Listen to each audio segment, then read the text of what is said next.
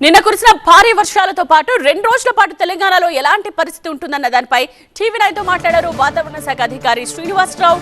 తీవ్ర అల్పపీడనం బలహీనపడిందన్నారు వాతావరణ శాఖ అధికారి శ్రీనివాసరావు. కామారెడ్డి, మెదక్, నిర్మల్ జిల్లాలపై తీవ్ర ప్రభావం చూపించాయన్నారు. 2 రోజుల్లో 60 సెంటీమీటర్ల వర్షపాతం నమోదైందని చెప్తున్నారు. ఇవాళ ఉత్తర, ఈశాన్య తెలంగాణ జిల్లాల్లో వర్షాలు కురుస్తాయన్నారు. ఇక 10 నుండి 20 సెంటీమీటర్ల అతి భారీ వర్షం కురిసే అవకాశం ఉందని చెప్తున్నారు. అలాగే కొమరం భీం, మంచిర్యాల, భూపాలపల్లి, ములుగు జిల్లాలో భారీ వర్షాలు పడే అవకాశం ఉందని చెప్తున్నారు. గంటలో 15 నుండి 20 సెంటీమీటర్ల వర్షపాతం నమోదైతేనే క్లౌడ్ బస్ట్ గా పరిగణిస్తామన్నారు.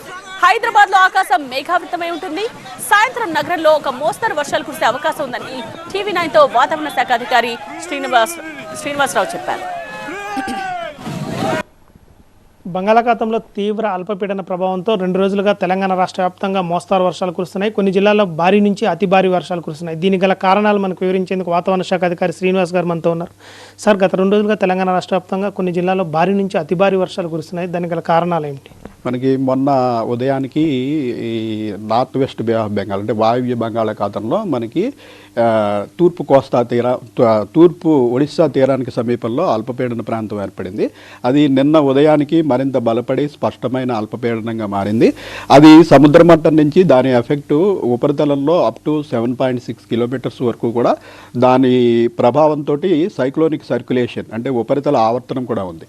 ఈ ఉపరితల ఆవర్తనం ఎత్తు పెరిగే కొద్దీ మనకి సౌత్ వెస్ట్ వైపుకి వాలి ఉండటం వల్ల మనకి తెలంగాణ మీద చాలా ఎఫెక్ట్ ఉండింది.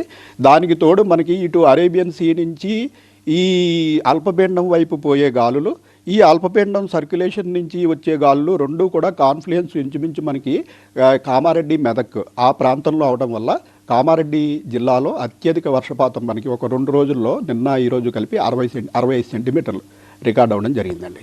ఈరోజు తెలంగాణలో ఏ జిల్లాలపై ఎఫెక్ట్ పడే అవకాశం ఉంది?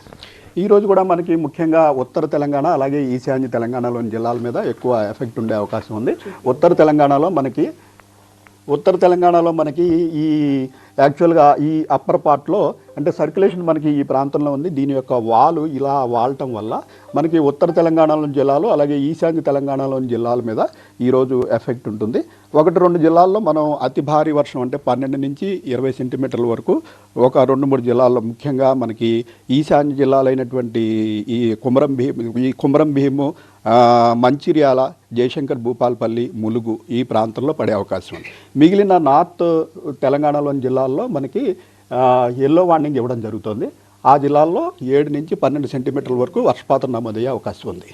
రాగల 2 రోజుల్లో తెలంగాణ రాష్ట్ర వ్యాప్తంగా ఏ స్థాయిలో వర్షాలు కురిసే అవకాశం? నిన్న తీవ్ర అల్పపీడనంగా ఉన్నది ఈ రోజు మార్నింగ్కి కొంచెం బలహీనపడి ఒరిస్సా దగ్గర తీరాన్ని దాటిన తర్వాత గ్రాడ్యువల్గా బలహీనపడిపోతుంది.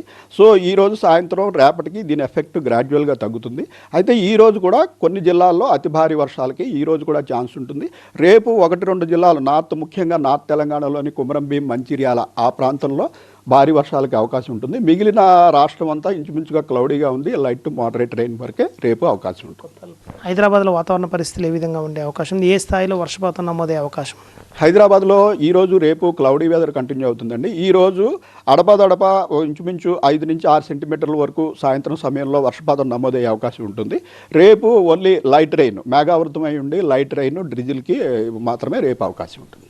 ఇటు అల్పపీడనం మాత్రం తీరం దాటింది. దాని ప్రభావం కొంత తెలంగాణపై పడే అవకాశం ఉందని వాతావరణ శాఖ అధికారి శ్రీనివాస్ అంటున్నారు. కెమెరా పర్సన్ యశ్వంత్తో శ్రీధర్, టీవీ9 హైదరాబాద్.